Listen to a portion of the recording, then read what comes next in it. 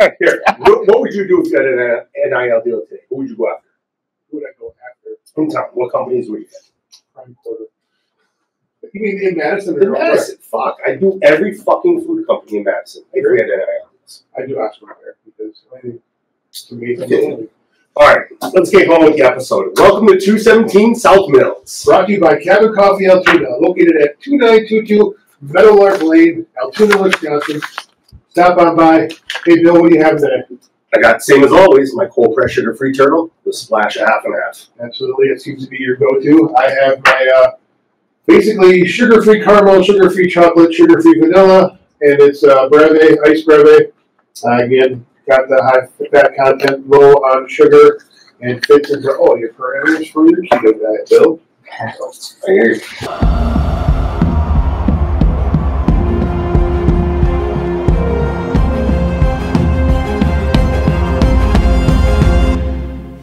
What are we doing today? We're talking about 217 South Mills, name of the show. We already told the audience we named it because the apartment we lived in, the greenhouse, they saw the picture. We're going to throw another picture on the screen to remind them where we live.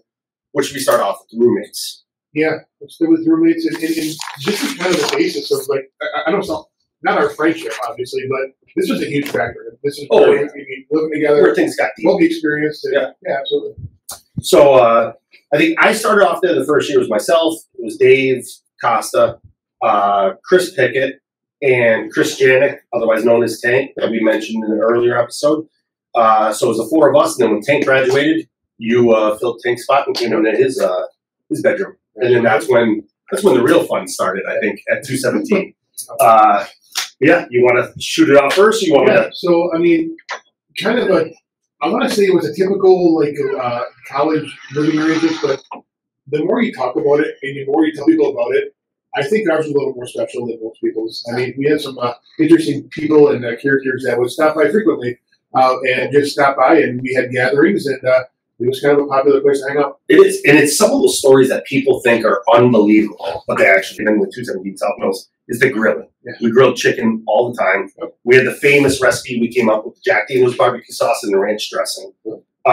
And I want to jump right into it. The thing where I realized after the fact it was so famous, you got packages from your mom delivered. My mom probably once a month would send underwear and deodorant to me in college. Like, I couldn't go out and buy my own. But when the UPS guy came to the house, I knew we were special when the UPS guy was stopping to eat grilled chicken with us and even having a beer. I hope he doesn't work for UPS anymore because he's probably going to get in trouble. But he would have a beer with us and have grilled chicken. That's when I knew our spot was. I hope he's a freaking president and he remembers that. Stopping by. Maybe we'll get an NIL deal with him. Yeah, maybe. NILs are popular. That'd be great. I agree. But yeah, I mean, think about it. You maybe always had packages stop by from my mom, your mom, like you said, people, and then to have the UPS guy that makes a trip around the backyard while we're out there grilling and having a beer or two and stops by and on his road would have chicken with us. That's pretty cool. It's crazy. It is cool. But some of the things we came up with was horseshoes. Yeah. So we found horseshoes at the house. Randomly. Random horseshoes. And I'm not sure if they were in the attic or where they were, but we did come across some horseshoes. And at that point in time, it was a great idea. We should definitely get a horseshoe pit. And we had a backyard. Didn't have sand. And did we have the pipes, or where did the pipes come from? I think we either found rebar or we salvaged rebar somewhere. But yeah, we went and bought playground sand. Yeah, so we went to the hardware store. We all drove there on our scooters, on our mopeds. We each put 2 bags of sand in between our legs and drove back to our house and constructed our own horseshoe pit. Yeah. And of course, we had to have tiki torches because that helped illuminate the horseshoe activities in the evening hours so we could sing. I hear you. Another memory that when I think about 217 South Mills, I remember, and our landlord's going to come up a couple times in this episode, Dan. Forget Dan's last name, but Dan, the landlord. I remember calling him. We had a game on the road, and I forget who we were playing, but we were on the road. We called and said the upstairs toilet's not working. We fly out of town, go to the game, get back in town late. It had to be after midnight. We got back to the place. I went in the upstairs bathroom, and I had been living there. This is my second year living there, so I was so comfortable walking in, taking a leak. And I walked in, didn't turn the light on, and I sensed something was off. Right. And I turned the light on. Dan took the fucking toilet out of the house, and there was a hole in the floor. And we're just like, damn, like you can't just take a toilet and not replace it with a toilet. And let us know because I think I had to piss in the tub that night. Like it's just like, you can't do that as a landlord. But I think we have one other funny Dan story. Yeah, the day Dan moved in. It's kind of a funny story. That was after you were injured, so you were already home. Yep. You witnessed it firsthand. Yep. Me, that was another game I came back from, another road game, got back late, and I remember, I think I went right to your room, and I'm like, who the hell is sleeping on the couch? Yeah. Like, is that a bum? Because with parties, we did have the occasional bum come in the house, which we were fine with. Just don't cause trouble. You can have a beer or two. But I'm like, did Joe let the bum stay on the couch? And he's like, no, that's Dan. I'm like, Dan who? And he's like, Dan the landlord. We're like, what's he doing staying here? Dan got divorced. Dan's going through a divorce. And he moved in. He's like, how long is he here for? I'm like, he didn't say. He said he owned the place and he was moving in. So I think it was the next day or two, we sat him down and had a meeting. Like, and I think we allowed him to stay there for a week. Yeah. And he knocked some money off the rent. Right. And so that I thought was absolutely crazy. I don't know if Dan still owns 217 South Mills. If you do, Dan, hey, let us know. I think we're going to have to do some digging and look him up on Onyx. See where that tax bill's going. But another surprise guest at 217. Who was that buddy that we had that me and you became friends with, listening to music after the bars and having a couple late night cocktails with?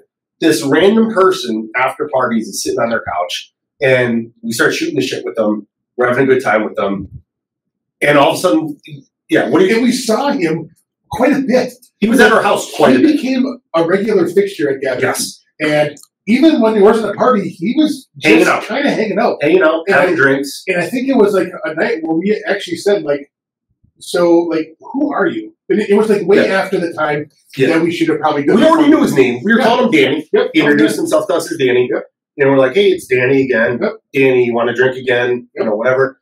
And we knew who he was. We knew who he was as Danny. Right. But we're like, all right, Danny, we know you, but we don't know you.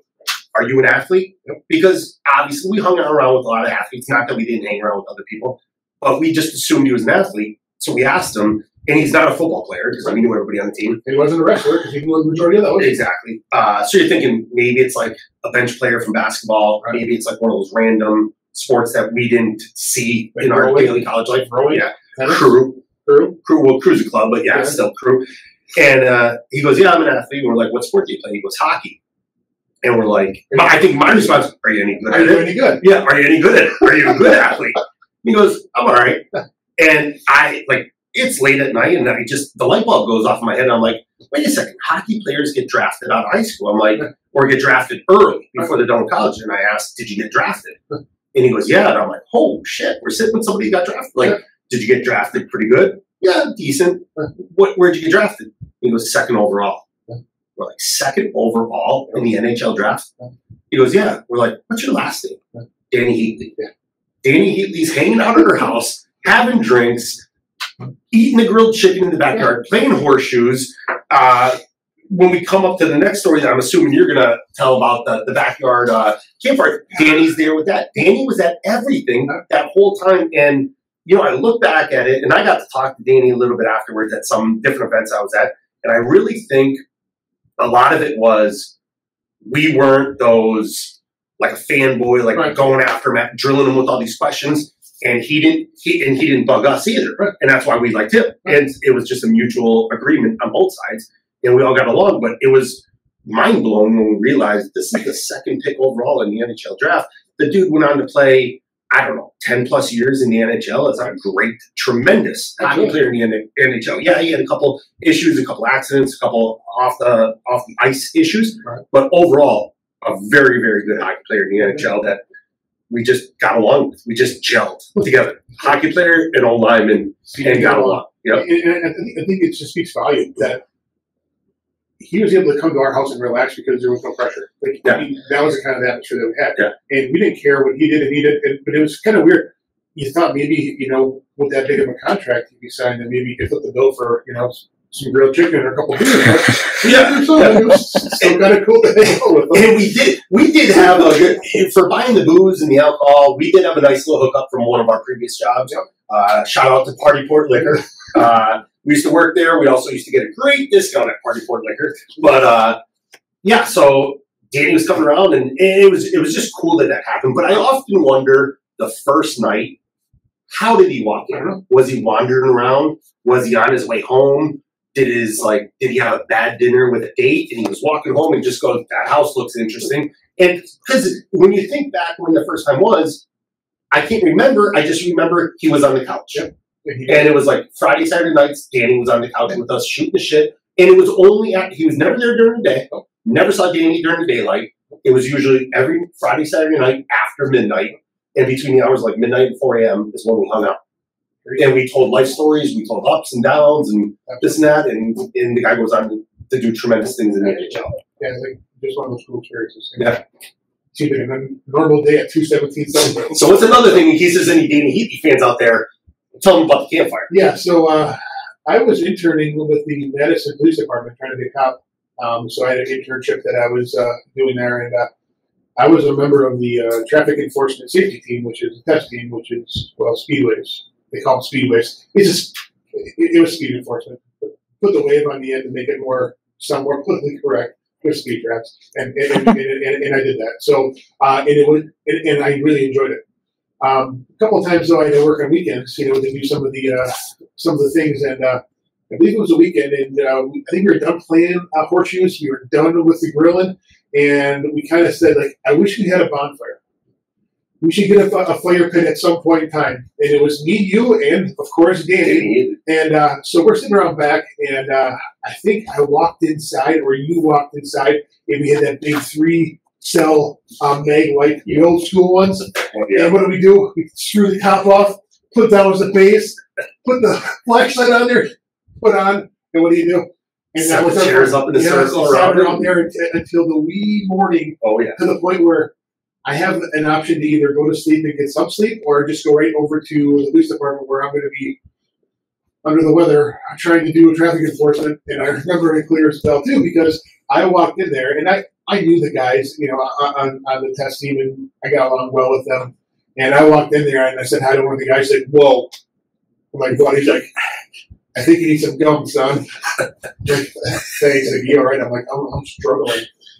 He took me in his squad car. I got to do this rally with him, and he had pity for me. He laughed at me the entire time, but he's like, "Yeah, you football players, yeah, I see, but I showed up work on time." Yeah, you did. Well, hey, speaking about you had mentioned the other day about 217 South Mills is where you made the decision that you wanted to go into law enforcement. Absolutely. So, after football was done, I kind of lost a little bit of my place. Yep. You lost your purpose. I was still kind of friends with you guys. Obviously, we're roommates. But again, I wasn't doing a part time. I had so much time on my friggin' hands that I didn't know what to do with myself. I went from being an athlete, all my entire days are like regimented, boom, boom, boom, be here, be here. And now all of a sudden I'm just a regular student, and I had so much freaking time on my hands. Probably didn't make the best choices in that time, but I was just kind of floundering and trying to find my way, basically, to figure out what I want to do with myself. And again, my traditional plan was, hey, I have all this awesome information. I'll be a football player. I'm going to do the traditional thing where I go to school to be a teacher. I'm going to be a gym teacher. I'm going to coach football until the day I die. Like, that was kind of the game plan, right? Well, things happened, Bill, and they were turning down students with a 3.8 GPA to the School of Education in Madison, and my 2.675 was not going to cut it. So, that was one of the deciding factors. And I wasn't hell-bent on being a gym teacher. I really wasn't. It just seemed like the natural progression, and it gave me a path. So I'm kind of floundered and not really kind of feeling sorry for myself, lost what I was working for. And, obviously football was a big part of my life. So I remember like it was yesterday. It was after bar time. We stumbled our way home, and we're all drunk. And I think it was you, Dave. I don't remember if he was there. Maybe Danny was there. I don't know. He probably was. He was probably on the couch. He's probably there. Yeah. And we're kind of all just kind of like passing out and dozing off. And I turned the TV on. And the TV show Cops came on. And I'm sitting there watching the show and Cops, and I'm like, and I'm watching it, and I'm like, oh man, this really fills a lot of voids in my life that I'm missing right now. I'm missing the camaraderie. I'm missing the adrenaline. I'm missing just the pressure. Like, and adrenaline's a freaking drug. People don't understand that. It really is. And I'm watching this show, and I don't remember what the episode was, but I'm sitting there going, holy crap, this fills so many freaking voids in my life. It was that Monday I went and changed my major and there wasn't law enforcement or criminal justice in Madison at the time. So I'm like, well, what is the closest thing to it? He's like, well, sociology. I said, okay, well, sign me up. He's like, that's a really hard major. I'm like, okay. What am I supposed to do? Yeah. He's like, you should stick to what you're doing. I said, I'm going to be a cop. Like, that was it. And so we hemmed and hawed, and he tried to talk me out of it. And then finally he says, why are you going to school here when you can go to the tech college down the road? He's like, there's a national police shortage right now. You can go hop on there and be a cop like in a year. I'm like, well, I got this scholarship. Yeah. I'm going to keep on going. It's like, he's like, I don't know anybody that goes to Madison in order to be a cop. I said, well, then I'm going to be here first. Went into the sociology major, got my degree, and then after that, boom. But before you got that degree, I do remember Dave and I helping you with some of your police skills. Yeah. So, as you remember, we came home one day, I think, from a workout or something, and it was summertime. Beautiful summer day. And that's back when we used to have the summer bill. I had my song for each summer. One was Big Pimpin', obviously. That was a big song for, I think that was 98. When we came home, and you were trying to watch license plates go by. Because part of my job was to do the police phonetic alphabet. You know, as a cop or as the cars go by, I would record make, model, color, license plate, estimated speed, actual speed, feet that it was registered with. So that was my job. I was basically a scribe. And, I'm trying to, be a cop and be the best that I can be. So, yeah, I was outside doing the, Adam Boy Charles, reading out license plate. Just sitting there, like in a chair. Yeah, so Dave and I had the genius idea. We said, well, let's make it a little bit more complicated because football's not easy. Let's make the workout for being a cop a little bit more difficult. So we went in, got a couple bottles of Captain, a little Coke, got a table, some more chairs, came out there and just basically said, okay, screw the license plate up. You got to drink. Drink, I think, 2 drinks. But if you get it right, you got to drink the celebratory drink. So you're drinking either way. You're getting drunk, and you're still nailing the license plates. Now, what I think is funny, and I'm going to keep his name out of it because I don't want to get him in trouble, is while we're doing this, a younger, and the only thing I'll give is a defensive player, which I think he's going to know who it is, came walking up the street, recognized us, asked to hang out, wanted a couple of drinks, and we started running a little low. So I was the one I said, why don't you go down to Regent Street Liquor, grab another bottle, come up here and you can hang with us. And he's like, well, I'm not 21. And I'm like, just tell him Bill said it's okay. Walks down, gets a bottle of Captain, comes back to the house. We won't say his name, but he defense and he may be in education right now. Yeah. But he had a great time with us. He was another great Badger teammate of ours. But yeah, just another story of other guys hanging out at 217 and just some of the stuff we did there. Just absolutely crazy. One thing I just looked down at my notes that we overlooked, we forgot a roommate. So we had Dave, Chris, we had Janet, and you and me. Pickett's younger brother, Ryan.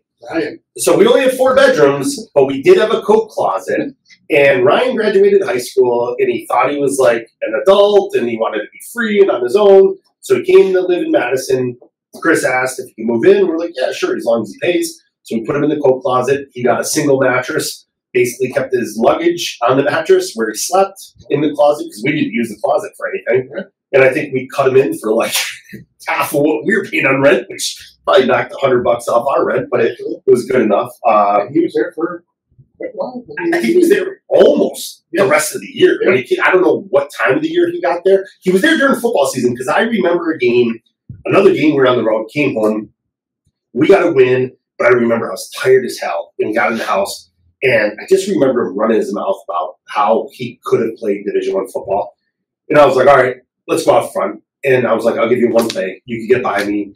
Give him a huge, 5 yards both sides. Just picked him up and threw him in the bushes. No, you can't play Division I. Back in the house. Such a small little kid. Such a... Oh, but his heart, his attitude, his mouth, everything was huge. Everything was huge there. Yeah.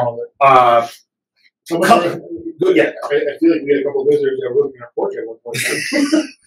So, Lyman, I think you said in the last episode with riding the scooter, we're not going to exert energy that we don't have to because when it comes to football, we have to exert every ounce of energy. Right. So, yes, when the garbage was full in the kitchen, we took it from our kitchen, walked about 20 feet, and put it inside our patio. Right.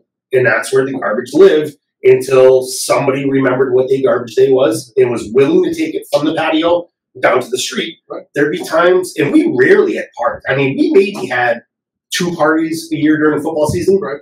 maybe 1 or 2 during the summer. It wasn't like we were a party house by any means. Right. But on average, we'd have 20 to 30 bags of garbage inside that patio. And yes, we had a family, I'd say minimum a family of raccoons living in our patio. Which was crazy. You know, you had to be careful going in and out of the house. We didn't want to let a raccoon in the house. It's that time of the show again where we'd like to thank our sponsor, Cabin Coffee Altoona. Cabin Coffee Altoona is located at 2922 Meadowlark Lane, located just off the Highway 53 River Prairie exit.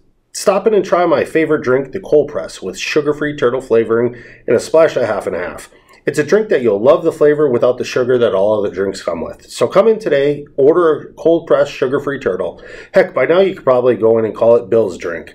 See you at Cabin Coffee Altoona. Everything's always better at the cabin. Because what other animals do we have living in the house? We had an invasive species, and it was a bat. And I have, to this day, why I'm still terrified of bats, though. And I mentioned this before in the Casper show, but I'm going to say it again because it had that much of an impact on my life. So I think I was moving in late one night, and I was taking the room that Tank is vacated. And they're like, hey, man, don't move your stuff upstairs. I'll help you tomorrow, but I'm taking it off so you can sleep in my room. I'm like, oh, cool, whatever. No big deal. I'm like, appreciate that. Again, there's no air conditioning, so you have the fan on, and you have, I think, the TV on. Fall asleep, turn the TV off, turn off the lamp. Kind of that full moon effect going on. Got the blinds pulled a little bit, not all the way. There's one in there ready to fall asleep, and you get that feeling that you're not alone. Something's in your room.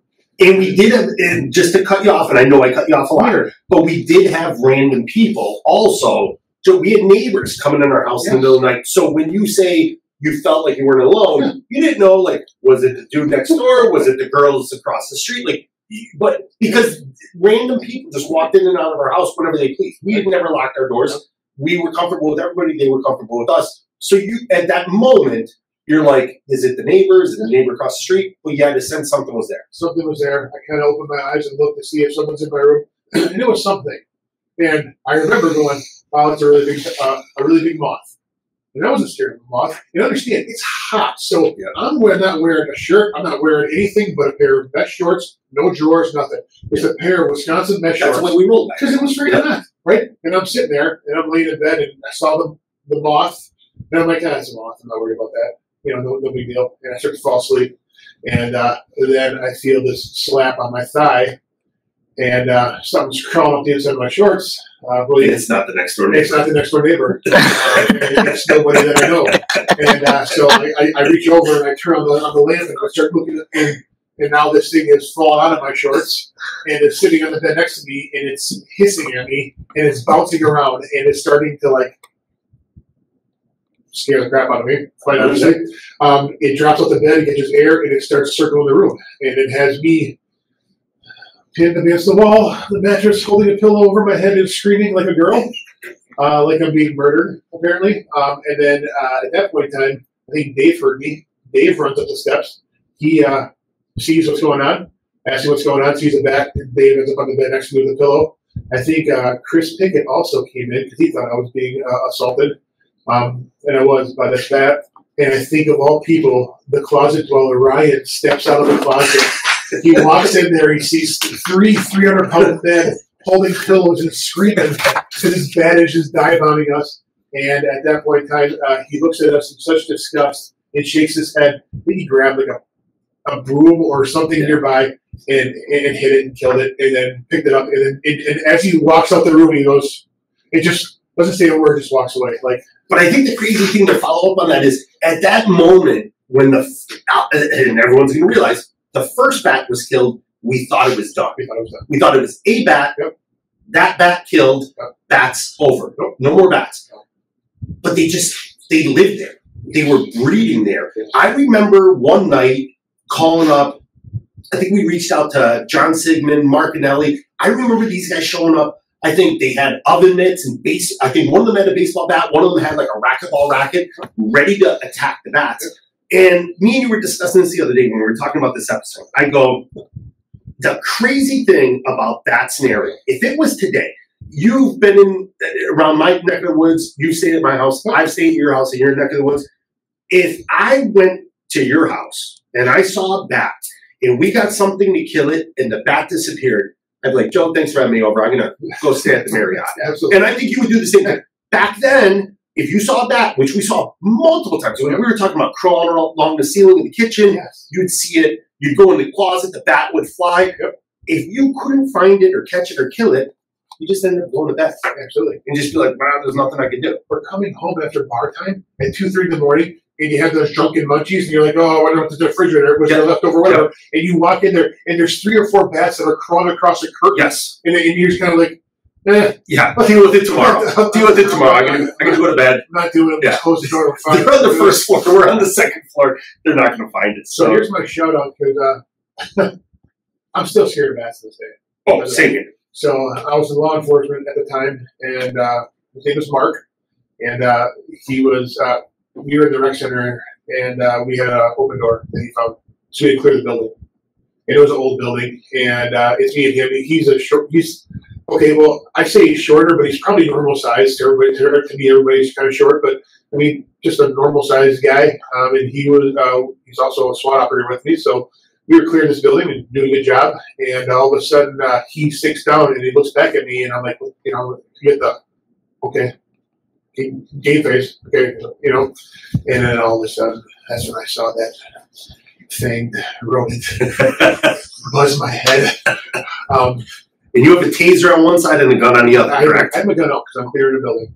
Okay, so guns out. I'm out. Yeah, and he knows that I'm terrified of bats. I am army crawling.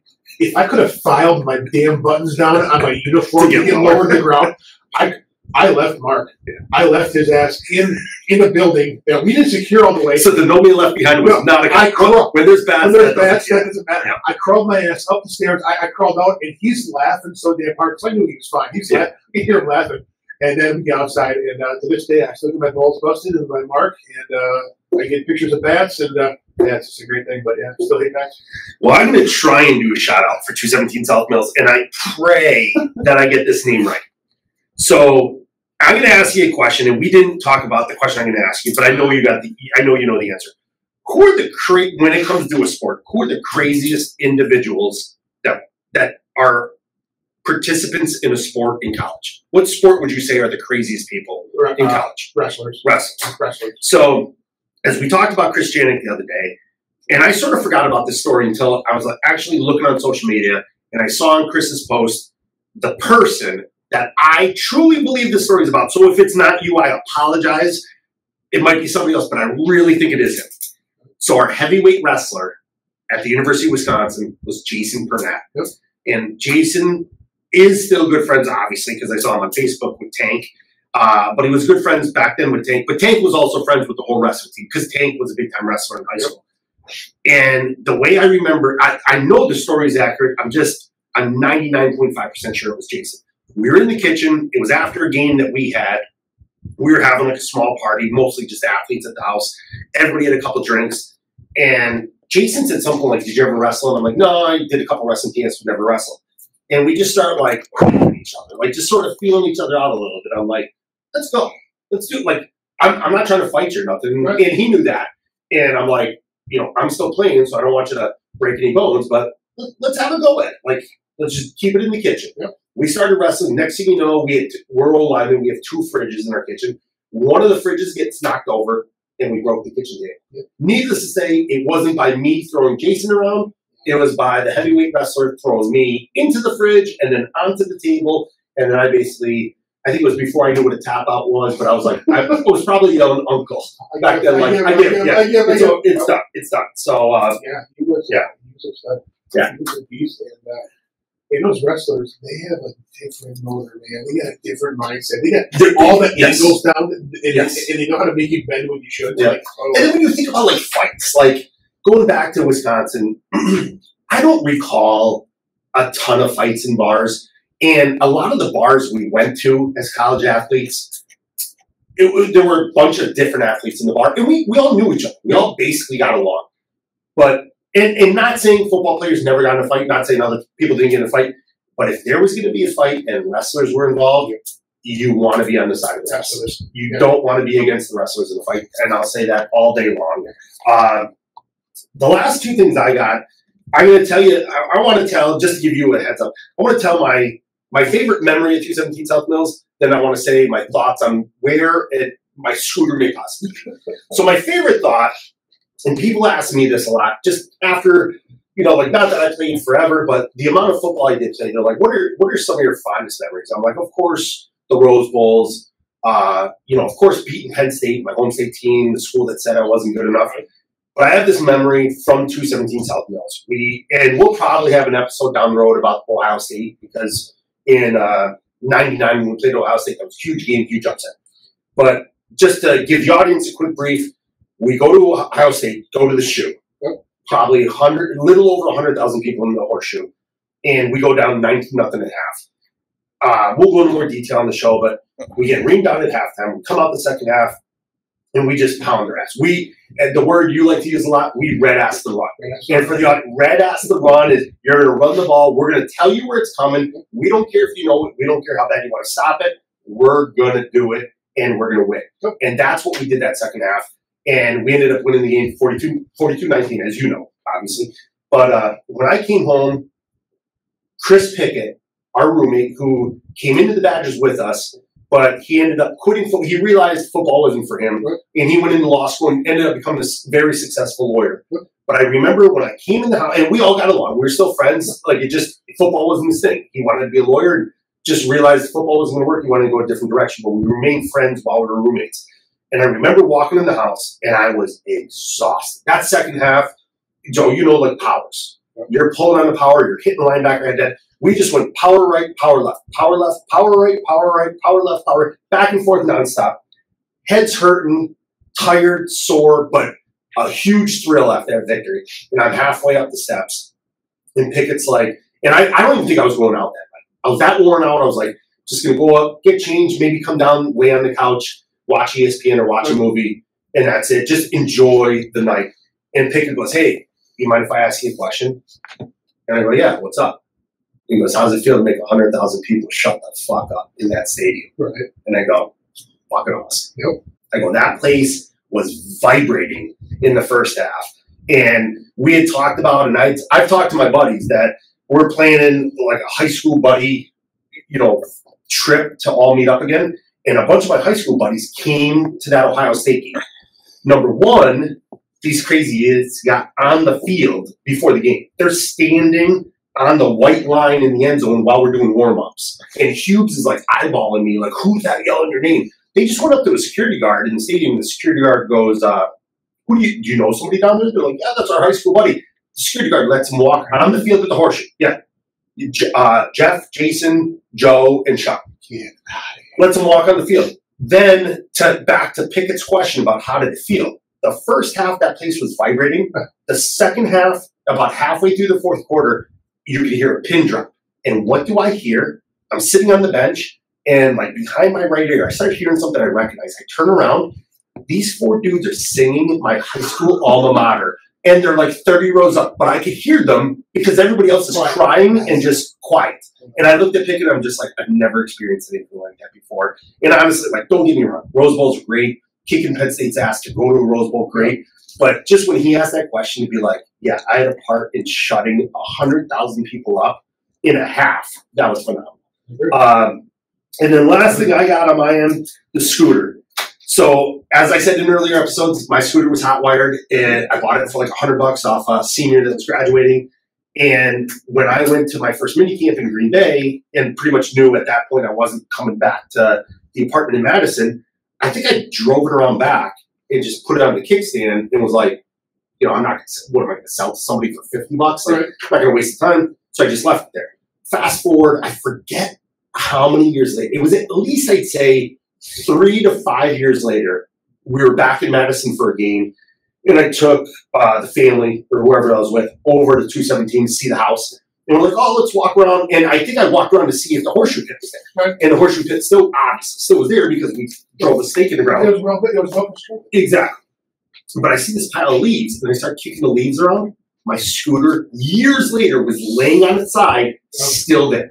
I actually debated getting it and taking it to wherever I was living at the time, just to be like, should I put some time into it, see if I could get it started again? Because it was hot wired. Like, you know, and me and you now, we know how to clean carbs and get gas out of flooded engines and all that. Yeah. But so it was still there. So that pretty much sums up my deal. But yeah, we had oh, you know what? Here's another memory for you.